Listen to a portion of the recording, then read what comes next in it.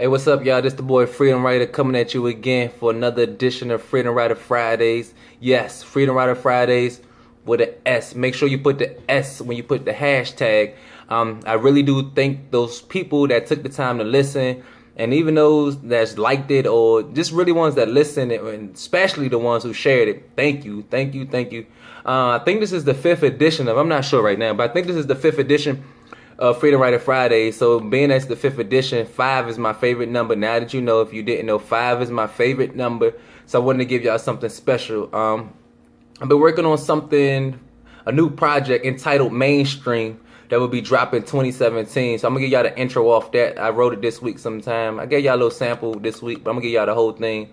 Y'all deserve it. I really appreciate it. Y'all be rocking with me, so I really do appreciate it. I got a show coming up. I do want to drop that. I do got a show coming up. Just accepted the contract for August 13th. It's a Saturday out in DC. So I release the information sometime soon. But make sure if you free, come out and rock with me. Come out and rock with me. I do appreciate y'all. Let's get right into it though. I told y'all that this was much more than spoken word. I put my heart into each and every word. I thought I was telling my story, but end up telling his story. I write poetry to get this weight off my chest. I don't write words to impress, but they do stand out like a chick wearing a sundress. It's like my words walking down the street with no drawers on, so people can't help but to pay attention. I'm in debt because I used loans to pay my college tuition. I had hoop dreams, so a scholarship was what I always envisioned. But on that road I got sidetracked, and that's when my train derailed. If plan B is the new plan, does that mean that you failed? I battled depression for years, but I was never diagnosed. Instead of reaching out for help, I raised my glass and made a toast. I was celebrating, but now I realize I had nothing to celebrate for. Opportunity knocked, but I wasn't standing by the door. I thought he was coming back again, but he never came back to my door. When I realized he was gone, that's when the tears really started to hit the floor. At night, my pillows became soaking.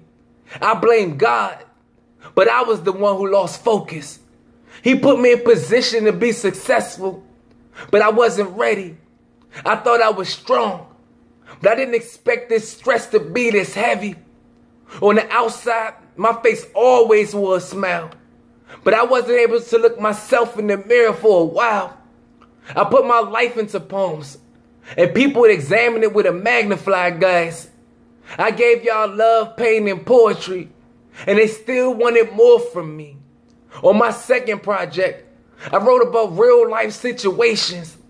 Those same situations that were causing me so much frustration. If I could sing, I would have put it in a song, but I can't. So I picked up a pen and put it in a poem. My pops finally told me he loved me, and that was after I wrote about it in a poem. That's around the time I finally thought I had things going my way, until I got the call that I had a baby on the way. I told you I thought I was strong, but I didn't expect this stress to be this heavy.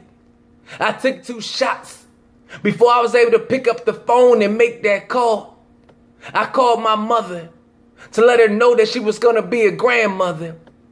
She became speechless like a student at Gallaudet, and I can't tell if she was from excitement or disappointment. She passed the phone to my stepfather. He told me, "Don't worry, you're going to make a great father." Those words would echo in my mind until the end of time. And usually when I think about it, I usually start crying.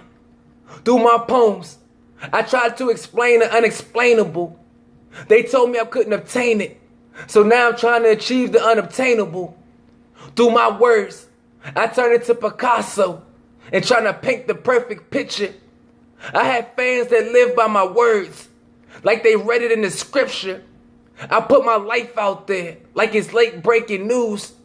I no longer worry about people judging because they couldn't walk a mile in my shoes. They told me if I was a rapper, they would not have been made it. I tell them, look at J. Cole, and he remains underrated. I had to cut off friends and family like gangrene. I told them sit back and watch as I turn my poetry into mainstream. In peace. Whew. Catch your breath. Woo.